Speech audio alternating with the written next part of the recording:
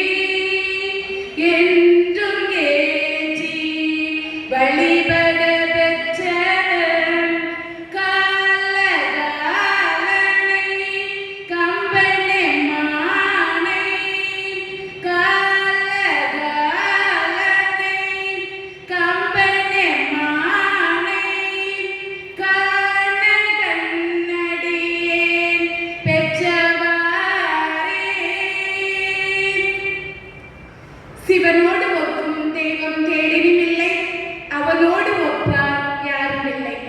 புவனம் கடந்து பொன்னொழி மின்னும் தவணச்சடைமுடி தாமரை ஆடை.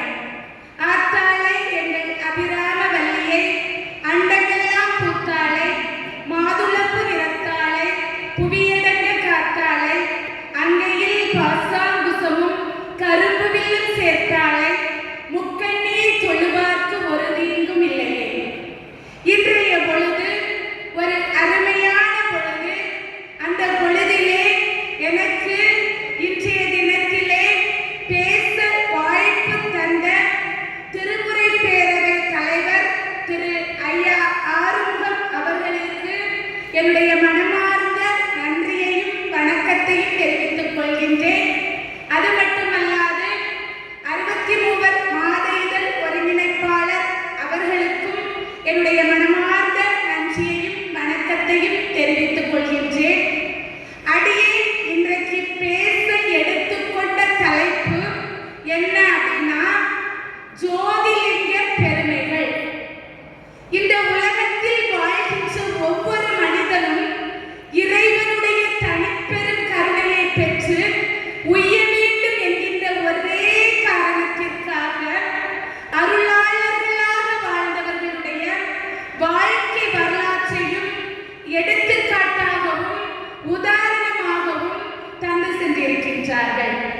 என்றும் நிலையாகவும் எப்போதும் மெய்யாகவும் இருக்கக்கூடிய தெய்வங்களுடைய வாழ்க்கை வரலாற்றை எல்லாம் நாம் தெரிந்திருக்க வேண்டும். அந்த வகையிலே இன்றைய தினத்திலே மார்கழி திருவிழாவானது மிகவும் சிறப்பாக நடந்து கொண்டிருக்கின்றது. மாங்கனி திருவிழாவிற்கும் சிறப்பு உண்டு, மார்கழி திருவிழாவிற்கும் சிறப்பு உண்டு. இந்த மார்கழி மாதத்திலே நம்முடைய மணிவாசக பெருமான் திருவம்பாவை என்று சொல்லக்கூடிய ஒரு பாடலை அருளி செய்திருக்கின்றார். சைவத்திற்கும் வைணவத்திற்கும் வேறுபாடு உண்டு என்று சொல்லுவார்கள். ஆனால் அந்த வேறுபாடு கிடையாது, இரண்டும் ஒன்றுதான் என்று நம்முடைய பெரியோர்கள் சொல்லுகின்றார்கள். அதற்கு இணங்கதான் நம்முடைய மணிவாசக பெருமான் திருவம்பாவை என்று சொல்லக்கூடிய பாடலை பாடுகின்றார். ஆதியும் அந்தமும் இல்லா அருட்பெருஞ்சோதியே என்று அந்த பாடலை பாடுகின்றார். ஆண்டாள் நாச்சியார் மார்கழி திங்கள்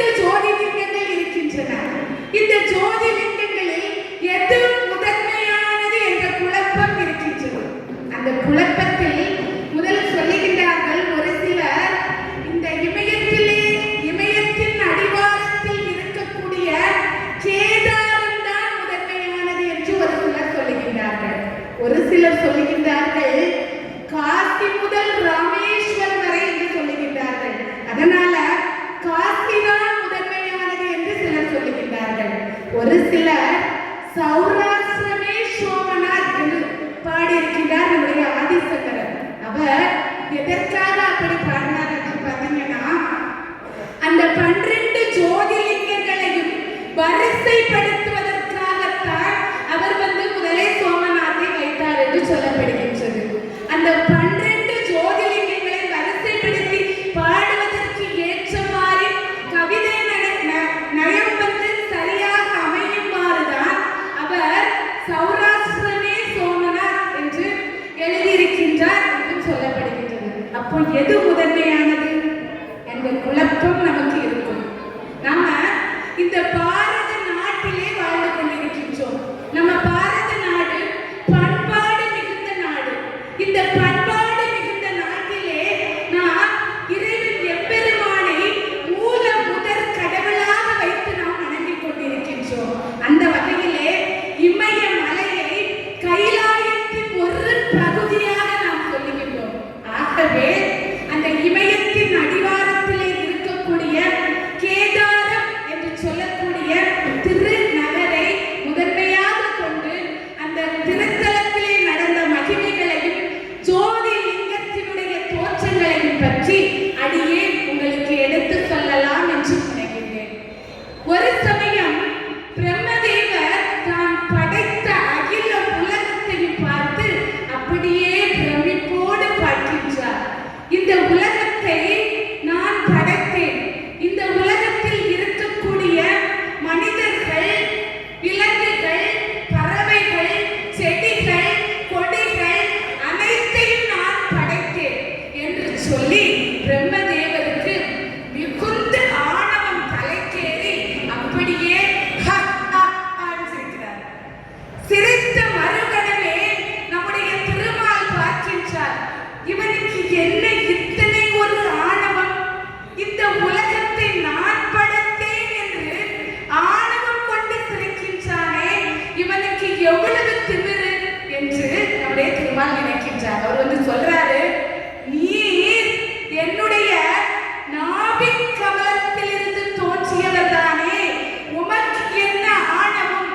உம்மை படைத்தவனே நான் தானே, நீர் இந்த உலகத்தை படைத்து விட்டீர் என்று ஆணவம் கொண்டு சிரிக்கின்றீரா என்று கேட்கின்றார். அவர் பழையபடி என்ன பண்றாரு? சிரிக்கிறார். நான் தான் இந்த உலகத்தை படைச்சேன் அப்படிங்கிற ஆணவம் அவருடைய மனதிலே எழுகின்றது. சிரிக்கிறார். அப்பந்தான் இவர்களுடைய ஆணவத்தை இவங்க 2 பேருக்கும் மாறி மாறி சண்டை வருகின்றது. அப்போதுதான் நம்முடைய இறைவன் எம்பெருமான் ஜோதி லிங்கமாக தீப்பிழம்பாக அப்படியே வருகின்றார். அதிலே ஒரு ஜோதி லிங்கமானது தோன்றுகின்றது. அதில் இருந்து ஒரு அசரீதி ஒலிக்கின்றது. நீங்கள் உங்களில் யார் பெரியவர் என்று நான் சொல்கின்றேன். என்னிடத்திலே இருக்கக்கூடிய அடியையும் முடியையும் யார் காண்கின்றீர்களோ அவர்களே பெரியவர்கள் அப்படின்னு நம்முடைய எம்பெருமான் அசரீதியாக ஒலிக்கின்றார். பார்க்கின்றார்கள் 2 பேரும்.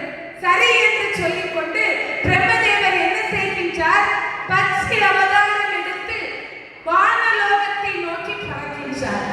நம்முடைய திருமால் வராக அவதாரம் எடுத்து பாதாளம் நோக்கி போகின்றார்.